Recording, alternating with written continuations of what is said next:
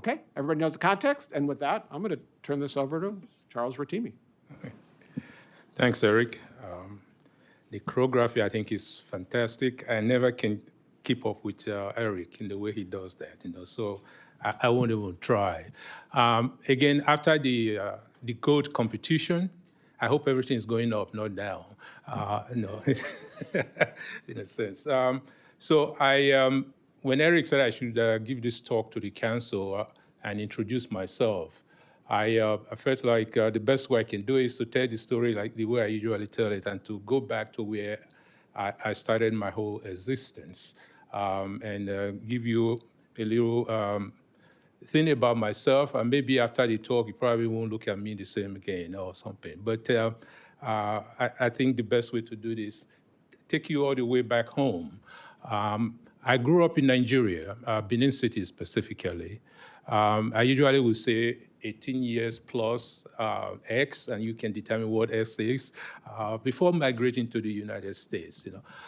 These two wonderful persons here are my parents, and they are no longer with us, but they brought me up, and you can blame everything about me on them. But they did a fantastic job. My father was a school teacher, and I remember when I write letters to him when I was in high school, he usually would correct them and send them back to me. So he was English teacher, so he was very, very particular about English and things like that. But he helped me a great deal. My mom did not have a formal education, but she's one of the smartest people I ever met. She had her own business in Benin City, and I'll tell you a little bit more surprise about how she continued to impact my life. So this is where I grew up, that house right there, and very, very humble beginning. But I can tell you I enjoyed every bit of it, and it's still in Benin City today. Whenever I go, I do visit. So after my high school, I think there's a little story about it. Since high school, I really have not been home. I have been spending most of my time, maybe 2 months of the year at home, but outside of that, I've not been home since then because I went to boarding school for high school. And after that boarding school, I went to college. And I only come back home during the summer. And after my university degree, I came to the United States. So since high school, I really have been everywhere for the most part. And this is the project I did, and the first paper I ever published as a scientist. I don't know if you know palm wine. It's the sap that comes from a palm tree. And it's actually quite sweet, but the alcohol content increases when you leave it to ferment. And, but the reason I did this research is that because of limitations in terms of refrigerating, a fungi grows on something like this and a whole lot many Nigerian beverages and foods. And that Aspergillus flavus produces aflatoxin as a byproduct, which is a serious liver cancer agent. So we wanted to study this and see how we can advise people because one of the leading cancers in that part of the world is liver cancer. And so for me, it was very interesting. When I was doing this experiment, I had a lot of friends because I do get fresh palm wine every morning. So I had a lot of friends in the lab. And when I graduated, from University of Benin, my parents were extremely proud because they weren't quite sure that this guy was going to make it, in a sense, So, but it turned out to be a wonderful story, And this is the part I was telling you about. My mother did not have a formal education, but she was a very good businesswoman and also somebody who knows, what could happen. So when I graduated from University of Benin, I applied to the United States and I also applied to the UK. I wanted to read petrochemical engineering first. I got accepted in Manchester, and then I also got accepted to university in the United States. I'll talk to you a little bit about that. But I know how humble our background is. So I didn't know where the money was going to come from. So, but I had the courage one afternoon to really talk to my parents. I said, hey, I have this admission, because they didn't know I've applied. I said, I have this admission, and but I'm not sure it's something that we can afford. To my surprise and my amazement, my mother asked me, she said, how much is it, my son? And I told her it was $10,000 for 1 year. And she said, go, I can pay for 1 year. And after that, you're on your own. I was just too surprised.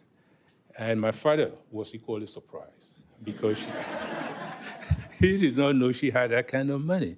And she basically said, this is what I've been working for all my life. And I've saved this money. You don't see me buying new clothes. You don't see me buy, because I've been saving money for you guys. And you're the first to come up to use this. So I look at her, and I look at her, it's just a blessing, complete, absolute blessing. And I want to thank all the women in this audience. What you do for children when they are growing up is absolutely fantastic. So thank you. And I continue to thank my mother for that wonderful surprise. I did not go to UK for petrochemical engineering because it was more expensive than the US. So I chose to continue my biochemistry. And so that is how I got to the United States. Now, again, like I said, maybe after I give this talk, probably won't look at me the same again. One of the things that happened, the first time I got on an aircraft was coming to the United States. That was absolutely another mind-blowing situation. But I came through Gatwick in the UK, to JFK. When I got to JFK, I was extremely thirsty. And so I saw people walking to a Coke machine. I know that now. And they put money in it, and they press the button, and something drops. And they're drinking this wonderful, and so I stood there, and I watched, I think, at least 4 or so persons do it repeatedly. And then I had a bunch of coins in my hand, but I didn't know the value. So I finally summoned the courage. I walked to the machine, dumped all the coins in my hand into the machine, and I pressed the button, and a Coke fell out. The best tasting Coke ever. So again, some of the cultural things. And then when my friend picked me up from the airport, he was so proud. He drove by, the McDonald's, and he said, "Oh, Charles, this is something you will love it." And so he bought me a Big Mac, and I tasted it. I took a big bite, because he thought I would enjoy it. I could not swallow that food. The concept of meat, bread, leaves, and all the other things in it was extremely unpleasant to me. And the same experience I had with pizza, But I can tell you today, I can devour 2 Big Mac, and I can, so cultural transitions and things like that. So those are some of the early surprises. And then I went straight to the University of Mississippi, Ole Miss. That is where I started my training in the United States. And it's also the place that I started my cultural and social learning within the United States. And it's also the place where I met my wife, we are still together up to today.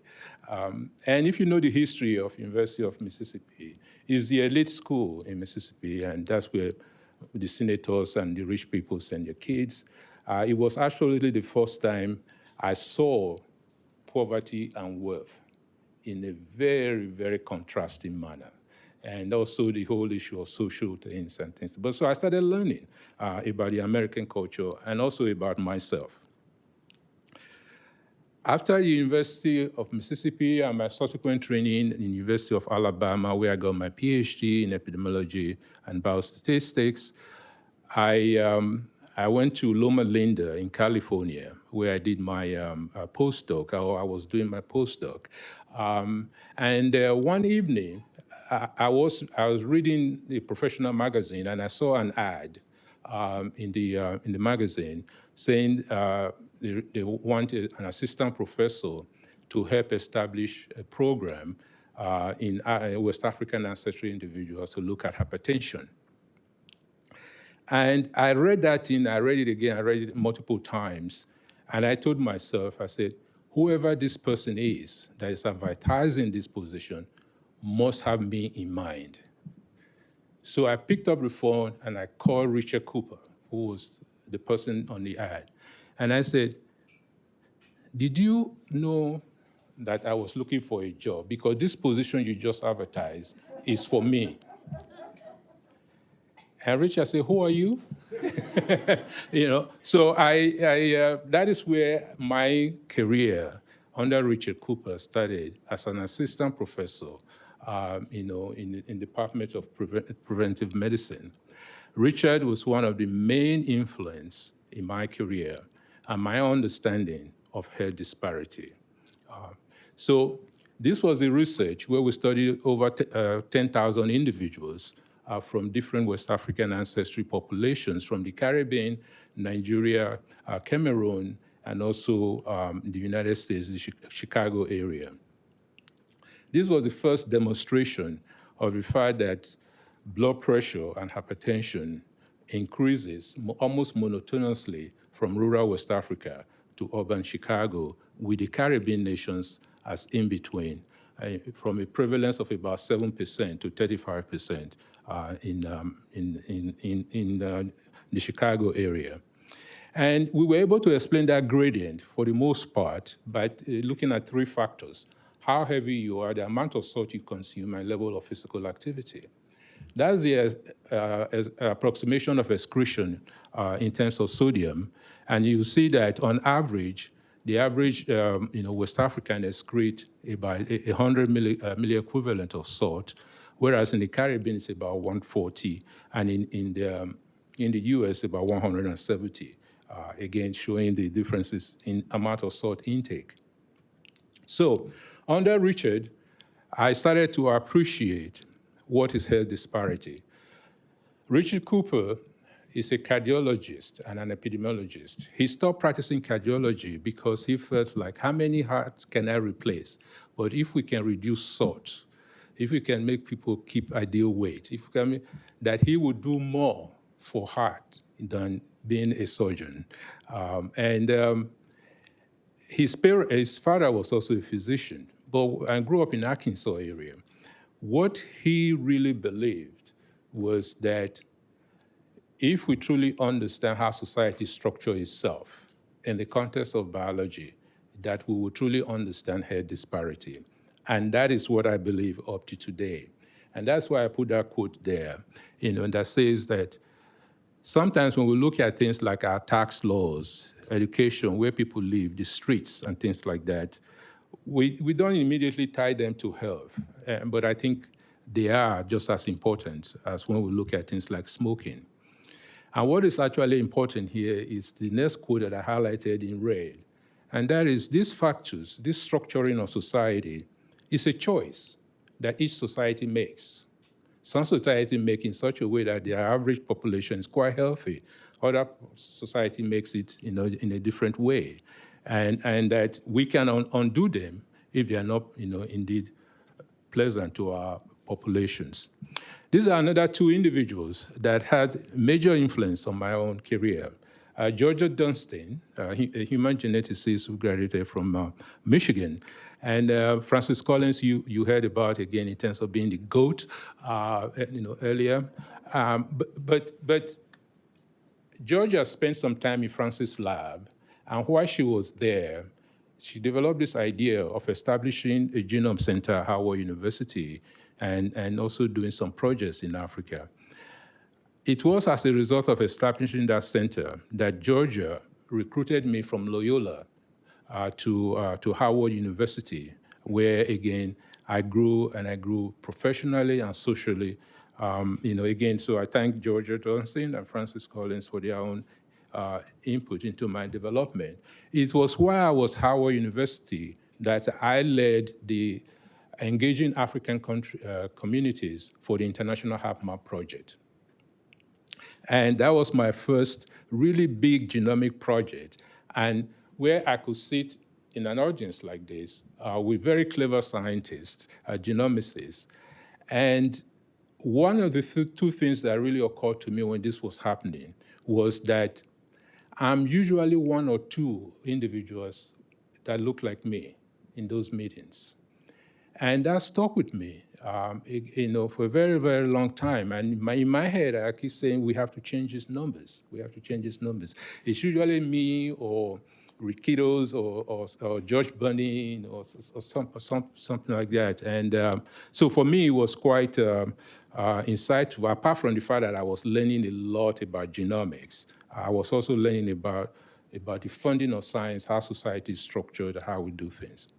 So it was during, again, the HapMap and the resources that we generated from the Maasai group in Kenya and the Yoruba, in Nigeria, and the Luhya also in Kenya, that became a part of the 1,000 Genome that gave us a full insight into the importance of African genomes. And I continue to take that message in my work up to today, and I'll talk to you a little bit more about it. So again, being the cradle of humanity, African populations have had more time to vary, and I also say that if the process of scientific funding was rational, then if we have limited amount of money, we should sequence more African populations who will get a bigger bang for our money. But that process is not rational, but we are making differences now, as Eric showed, in terms of creating things like the pan genome and things like that.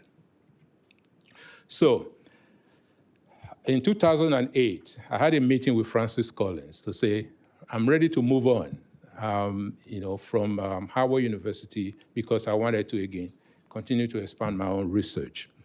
And I was thinking of different things, but at the end of the meeting, Francis said, why don't you come to NIH, where we can establish a center to look at health disparity in the context of genomics, and be able to engage more a part of the world. Now, what was interesting, Francis was the director of Genome, and Eric was the scientific director then. And so between both of them, they hashed up this plan to bring me to NIH, and I still enjoy their full support up to today. So when this center was created, there was quite a bit of pushback in the press to say, there's some people that were extremely nervous that you are putting health disparity and genomics in the same sentence. Again, my way to explain this is genomics is just one piece. And overwhelmingly, health disparity is the result of social structures that we have created around the world. And I usually will say, for example, the biggest risk factor for a lot of Africans is the government. Number one risk factor. So for me, social factors are critically important, but we also know that genetics is a part of that whole enterprise. And I wanted to study that, bring the social and the genetic together. So with the experience of the HapMap, the 1,000 Genome, and just understanding the social phenomenon from Richard Cooper, I began, again, to make very important strategy within the Center for Genomics and Global Health to how we can take advantage of the huge diversity in African ancestry populations, to how we can do fine mapping and trans-ethnic fine mapping and developing methods for incorporating admixture into association study. And we have done that quite effectively. But I want to highlight the fact that with that experience we have my 1,000 Genome, I said we have to change the numbers. So I am extremely committed to globalizing genomics, not just in African ancestry populations, but around the world. And we have done some of that. And within this center, we have indeed made novel discoveries in African ancestry populations, and I'll show you one example. But one of the examples of the achievement of the center that I wanted to highlight, and you'll hear more from it later from Jennifer Troyer, is the establishment of the Human Hereditary and Health in Africa, H3 Africa. I was the founding president of the African Society of Human Genetics. Under that umbrella, we felt very strongly that genomics was going to fly over Africa if we do not engage. And under that umbrella, we started thinking about doing African Human Genome Project, which later on became H3 Africa. And working with, again, Francis, Eric, and Mark Wolpert, and my good friend who's no longer with us, Mayosi Bongani. Really, we established the H3 Africa with a vision of putting laboratories across Africa continent in a way that we don't continue to generate another Charles Rotimi. I could not do my research when I went back. In 1985, I actually packed my bag because I had no intention of staying in the United States. I packed my bag, I went back home, and I couldn't get a job. And when I finally got a job, he was just sitting at the desk. And my supervisor was extremely threatened by me. Look at this American boy coming here, want to come and take my job. But before I lost all my money and became broke, I told my mother that I was going back to the United States. So I came back, here. So when establishing program, training or otherwise, across Africa, I'm always sensitive to that.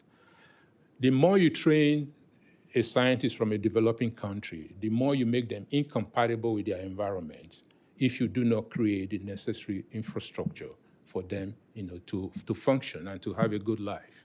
So it's not enough to train if you want them to remain in that environment, okay? So one of the characteristics of H3 Africa was really the award went to the individual investigators and to the institutions, so they were empowered to do things. I'm not going to go into details about this. Again, you'll hear more about this from Jen, later. And it has been a remarkable success story. H3 Africa has truly, truly changed biomedical research across Africa in a way that we are going to continue to build on this. During my presidential symposium, I invited these wonderful individuals, and I co-moderated it with Francis Collins. Again, we wanted to bring more attention to African genomics. And the way I look at African genomics is it is a social justice issue, but more importantly, it's a scientific imperative. If we do not study African genomics, we will truly not understand human genetic variation. And that's the way I look at it. And we are continuing to move beyond H3 Africa and about building on that success story. And this is the new, Francis called it the moonshot, but it's really a way to say, how do we now take the gains of H3 Africa and make it even bigger? So we are proposing what we call GenCo, Genetic Centers of Excellence across Africa, that will now be able to do specific things across Africa and train and create opportunity to do translational research. So this is something that we are doing as we speak. These are some of us that are engaged in it. Francis' picture is not here because Francis said, no, this is an African project. You guys are the one that should be getting all the attention. But he's heavily involved in moving this forward. So one of the early success stories of establishing the center for, at NHGRI, the Center for Genomics and Global Health, is our success story in terms of type 2 diabetes. I have been doing work in type 2 diabetes in different African countries over 25 years now. And one of the things that was really surprising to us is a novel discovery. In terms of GWASs, I think GWASs perhaps one can make an argument that has been most successful for type 2 diabetes in identifying variants, especially in European ancestry populations, over 400 variants. So to my surprise, when we did our GWAS analysis on our African cohort from Nigeria, Ghana, and Kenya, we made this novel discovery, ZRMB3, which was very, very rare in other populations, so almost the concept of African-specific, in a sense. And what was interesting here is that we were able to, using model organism, to show because we didn't know what ZRMB3 does in the context of type 2 diabetes. So we use zebrafish. We knocked down the gene, and we saw this massive reduction in beta cells. So you see the controls there, the A figure, and the where we knocked down the B, you see there's a massive reduction. So this was our first inclination. I said, oh, this may be how ZRAMB3 affects type 2 diabetes. And then we went to mammalian cell lines, and we're able to demonstrate that when you suppress ZRAMB3 in mammalian cell lines, you see that they are unable to respond in a high glucose environment in terms of insulin production. So again, that was really a wonderful news for us. Again, emphasizing why we have to do this research in different human populations. And at the center, we are really focused on what I call the junction of genomics and society, where we are talking about diversity, inclusion, and retirement. These are some of the efforts. The Newsweek title is a little dramatic. I didn't make that, but basically the emphasis is that we need to study our human populations, and that if we do not, the gains of genomics will not be realized by all human populations. And during the murder of George Floyd, I wrote this paper with my mentor, Richard Cooper, to say the practice of anti-racist science requires an internationalist perspective. Again, because sometimes when the discussion stays within the United States, it gets jaded in our perspective. So I wanted us to think outside the box, and think about different human environment, in that regard. Now I'm going to quickly go, to my experience as the scientific director at NHGRI. When the position was advertised, I really did not think about competing at all. And then I started hearing from some individuals to say, oh, Charles, this has been advertised. Actually, outside of the NIH and within the NIH, and they said, are you going to apply? I said, no, I wasn't thinking about it. And they said, you have to apply, So there are a few individuals that sort of said, think about this, you have to apply. It's not because I didn't think I was qualified or anything like that. I just did not think of that as my next step. But to my amazement, I was selected. And I cherish this picture with Eric there because it was truly, for me, a surprise that I was selected. My final interview with Eric was absolutely wonderful, and I started to believe that this is somewhere I can definitely make a difference. And, so again, I want to publicly say thanks, Eric, for selecting me, and for the search committee for recommending me to Eric. And so the story starts from here. So I'm a year and 6 months or so into the position. So my usual excuse is I think I have up to 24 months to continue to make excuses. If things are not going very well, it's because I don't know yet, in a sense. So just a brief history in terms of the, I don't know how many, if you really know the history of our Intramural research program. It was established in 1993. And with the goal of to advance the frontiers of genetics and genomics, and we still believe that up to today, with a vision aimed to be world leaders in the translation of genomic knowledge into tools and approaches for improving treatment, prognosis, and prevention of rare and common diseases. We at NHGRI, we see the study of genomics variation and its effect on phenotype as a way, as the scientific pursuit itself, And NHGRI, researchers view the genome as a window to understanding the human condition, including factors influencing human history, health, disease susceptibility, and common, principles of biology. So what are some of the distinct features of the Intramural program? I'm just going to quickly go through this.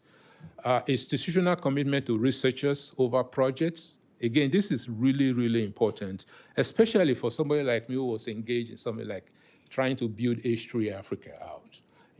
So those are things you can't really do very well under the model of like an RO1 type grant and things like that. So being a part of the intramural program helped to stabilize and my way, the ability to be able to do things under that umbrella.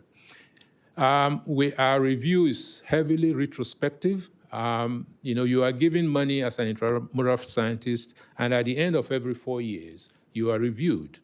And basically, you have to answer how did you spend your last 4 years, and then how you intend to go forward. So that review process is very rigorous. Long-term studies that require stable funding, just like the example that I gave earlier. We encourage high risk, high reward, type of project. I always say that failure is not the question. I mean, it's not, you shouldn't feel bad, because failure itself speaks to the fact that you are at the edge of science. And if you are at the edge of science, you're bound to fail, every now and then. But it is illuminating to the next person coming, or even to your own lab to say, okay, don't go in that direction. So high risk, high reward is really emphasized, and specialized resources are available to do things, and a critical mass in certain areas. In fact, this was really appealing to me, moving from Howard University to the NIH, because there were so many people I interacted with and that were really, really, advanced in their own way of thinking. Almost no question you want to ask that you won't find an expert across the intramural program of the NIH. Ability to turn on a dime. A very good example recently is COVID, where our researchers that were not doing COVID research, they were able to turn right away and help us to develop vaccines and things like that. So that is one of the qualities of the intramural program, because you have your resources. And if you have the expertise to go in a certain area, you can make that decision on your own. Intellectual home to institute directors, and I'll show you examples of that. And the proximity to the seat of government. This is a double-edged sword. But it is an advantage every now and then. Okay? And in terms of budget, just the FY 2023, NIH is given a budget of almost $48 billion, and NHGRI has a little over 660 million of that. And the intramural program across the whole NIH is approximately $5 billion. And the intramural program of the NHGRI is about $134 million. The nuts and bolts, we have 21 tenure senior investigators, 2 tenure track investigators, 1 senior scientist, 4 senior clinicians, and 28 associate investigators, which is actually something that is unique to NHGRI. It's a way for us to honor mostly our staff scientists and staff clinicians who are not necessarily on a tenure track, but by getting and being selected for associate investigator, you can participate in all faculty meetings. We have 12 adjunct investigators, 3 scientists emeriti, and almost 600 total staff members for the intramural program. We are a little bit scattered around the Bethesda campus, and so this is where we have labs and offices, and also in Twinbrook, where we have a sequencing center. Now, this is the wonderful picture of our faculty members. Now, as you can see, I absolutely cherish this picture, and I think Eric loves it also. This is just showing the diversity. There's no other way for me to describe it. The diversity of our program in terms of ancestry, scientific background, it's truly, truly remarkable. The people at the bottom with the red box around them are recent retirees. They just retire from the program. And again, this is a wonderful group of individuals. One of the interesting things about NHGRI intramural program is that we do attract what we call VIPs. I guess because of the work that we do in terms of genomics, a lot of IC directors come to have their lab in NHGRI. I don't know if you know that as an IC director, your lab cannot be in your IC. again, to avoid conflict and undue influence to people who may be funding that process. So we have these wonderful individuals who have their lab in NHGRI, and you can imagine my responsibility for all of these individuals, in a sense, So I'm, to some extent, I'm Francis' boss when it comes to the Intramural program, if you believe that. Yeah. So these are our board of scientific counselors. Again, I said we get reviewed every 4 years. Our scientific counselors are really the one that help us, look at our intramural program, tell us what we are doing and what we are not doing, and also they participate in all site visits. So we usually have at least 2 board of scientific counselors participating in the site visits of each branch. And I am, really glad to say that they are extremely supportive in the work I do, and they have been supportive to previous, scientific directors.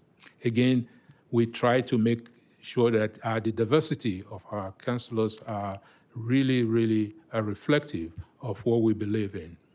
So, in terms of the scientific output, we are very, very sound in terms of scientific output. There is no crisis in terms of our intramural program whatsoever. Review since 2012 to 2022, we have 56 outstanding scores. That's the best score you can get. And 8 outstanding to excellent, and 1 excellent to outstanding. Every now and then we do get situations where we have to remedy things. And if you get very good or excellent to very good, you are required to come back 2 years instead of 4 years. And if you continue to, receive poor scores, your budget can be reduced, and in an extreme sense, your lab can actually be closed. Again, because we want to make sure we are properly accounting for the public resources that are given to us. One of the first things that I had to do as a scientific director was the reorganization of our branches, or the way we are structured academically and scientifically. This was not, I had planned to do this, but not with this sense of urgency. What happened was, if you remember when I showed you the picture of the faculty, at least 2 of the branch chiefs retired right away. So I was forced to reorganize, to look at our structure, because I didn't have the money to bring in new branch chief. But I also thought that, Eric and myself, we thought that was an opportunity for us to look at our program and see how we can restructure things. So I consolidated our 10 branches to 7, and then I established a metabolic medicine branch, and I indeed successfully recruited a branch chief. And then the center that I founded, coming from Howard University to NIH, that was usually under a branch, and is now freestanding. So this is our current structure in terms of how we are organized scientifically and academically, within the intramural program. I also consolidated our core services. Now, all of our core services is now under the Office of the Scientific Director, and the Deputy Scientific Director, Paul Liu, is currently the acting director of this branch. I do intend to recruit. One of the things that I wanted to make sure is that our cores are freely available to any of our faculty members. Initially, the cores were under branches, which to some extent, I heard some complaint that limited access in some form of shape. So this consolidation is helping me to do 2 things. Make sure that people have equitable access to our cores, but also to look at how we can make services more efficient, and see if we can reduce costs also. So other accomplishment, the Blue Ribbon panel that you're going to hear about, this was a wonderful opportunity for me to engage the whole faculty. Before the Blue Ribbon panel was, again set up, and before we interacted with them, I challenged our faculty to come up with specific questions, and then we came up with what we call 5 big questions that was now given to to the Blue Ribbon panel. That was our way of letting the Blue Ribbon panel know how we are thinking about things. It wasn't a way to direct the Blue Ribbon panel one way or the other, but for them to know how we are thinking about our program, and so that they can take that into consideration in their deliberation. I can say that it was a wonderful, wonderful opportunity to interact with all of our faculty. So as part of that, you will hear also from the Blue Ribbon panel chairs, later, the discussions about transitioning from our computational and statistical genomics branch that was formerly headed by John Bailey Wilson and Alec Wilson, who retired. And so we are thinking about establishing a data center, but again, we want to hear the recommendations, things like that, from the Blue Ribbon panel. And we are piloting several programs in terms of training across the Intramural program with the eye of increasing diversity and participation, but actually to enhance all of our training programs. So this is a program we call iSpring, and we have indeed piloted it with a cohort of about 16 students that are, again, extremely successful. In all of these programs, we are working with the Tide office under the leadership of Vince Barnum to see how we can continue to fund and bring more insights and opportunity to diverse community in terms of the Intramural program. This one we call a flagship, again, looking at future leaders in advancing genomic science in health innovations. The flagship program is currently recruiting, and that I was able to revive also the monthly seminar, which I thought is vitally important, and we invite, again, sought after speakers across the country to come and interact with our faculty and our trainees. And launch what I call outreach opportunity for our faculty members. This is something that Jennifer Troyer, who is detailed to my office, and you'll hear from later, is helping me to establish. And that is, we are creating opportunity for our investigators to go to labs that they will otherwise not go to. For me, that is critically important in how we do science.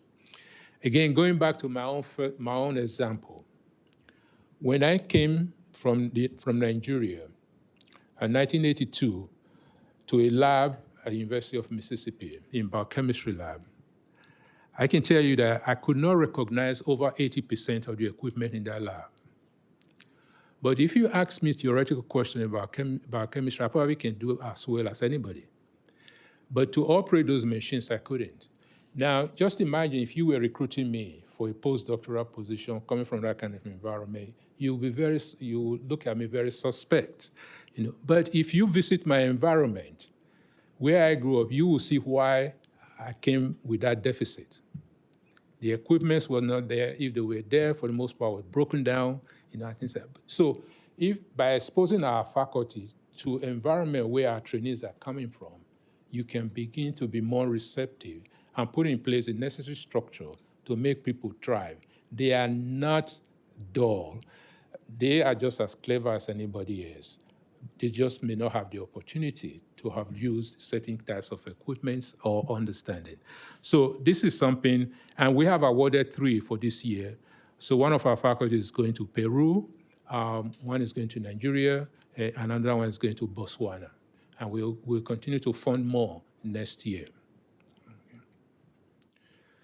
So that's what I just said. And again, I am bullish about the success of our intramural scientists. This is just a brief, example of all of the success stories. And you heard about Eric talking about Adam Philippe and the group in terms of the gapless genome.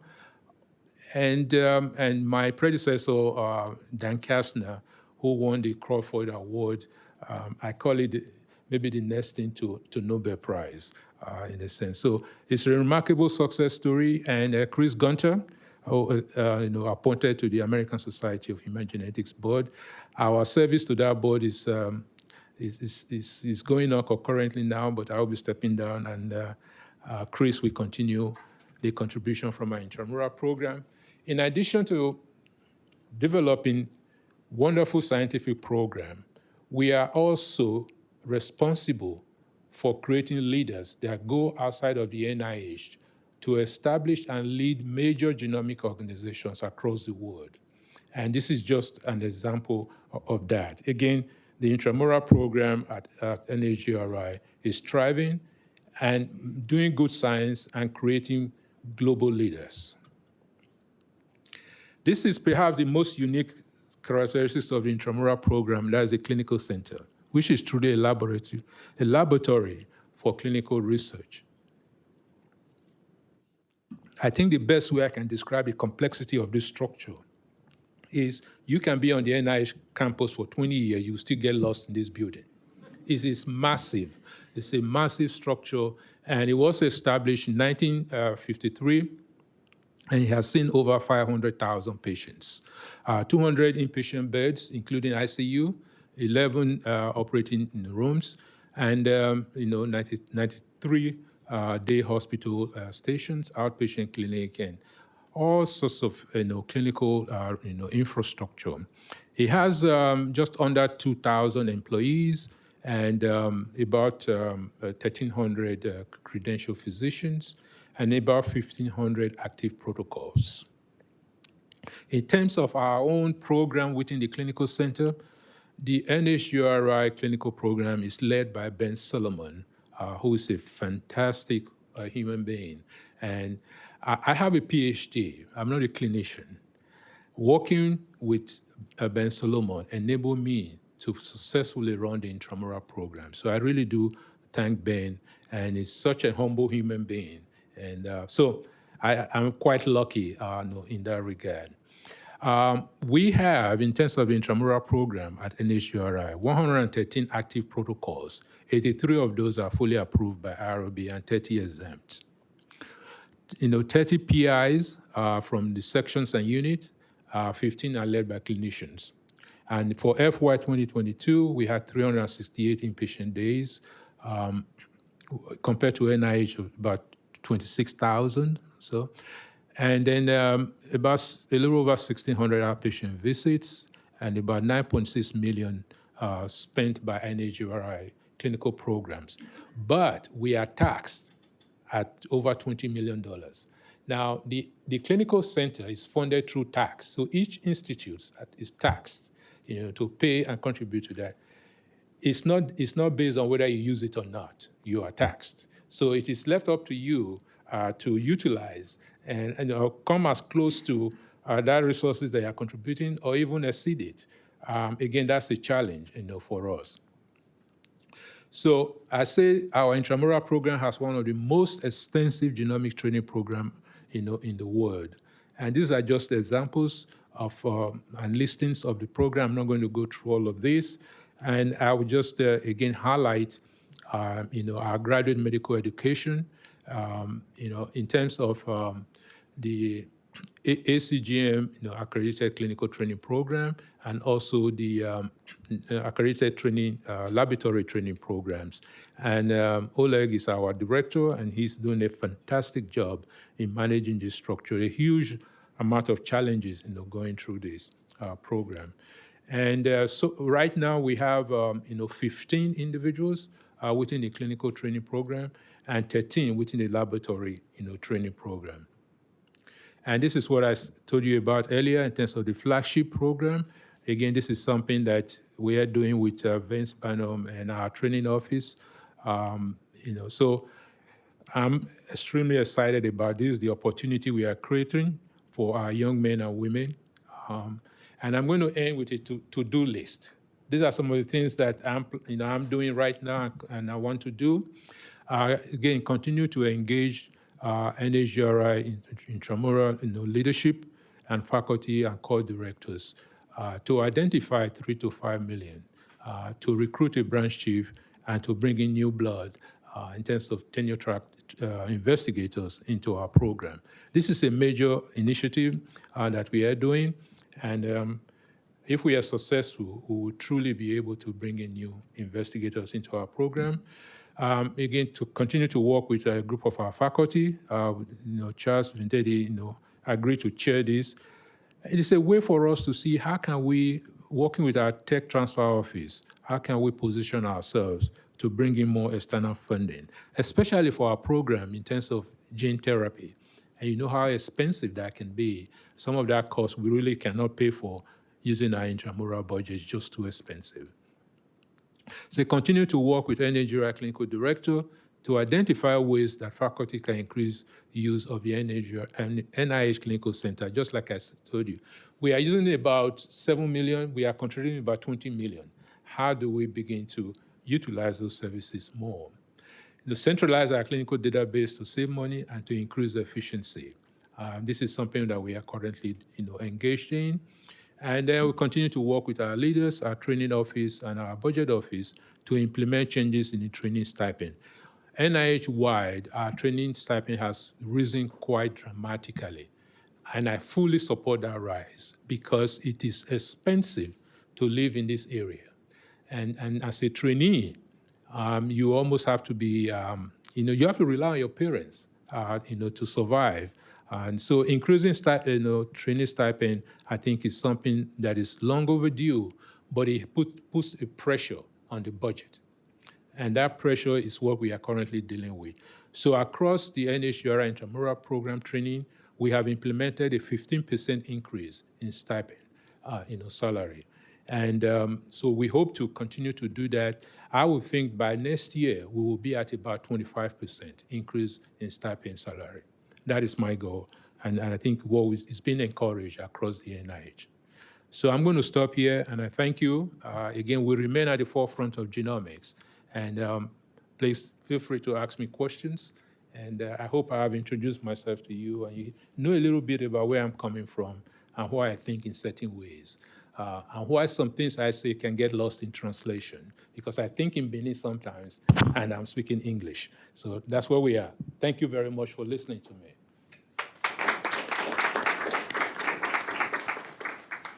All right, thank you, Charles. Questions for Charles? All right. I will also, Charles will be here in the afternoon for Gail and Lynn's conversation, so there also might be questions within the context of Blue Ribbon panel feedback. So this is not your only chance to ask Charles questions. You can certainly do it then. Okay, council members, you have earned lunch. We're a little bit behind, but let's go ahead and take a full hour. So please reconvene at 1:45 East Coast time. Again, remote council members, just stay on, turn off your cameras and microphones, but stay with us.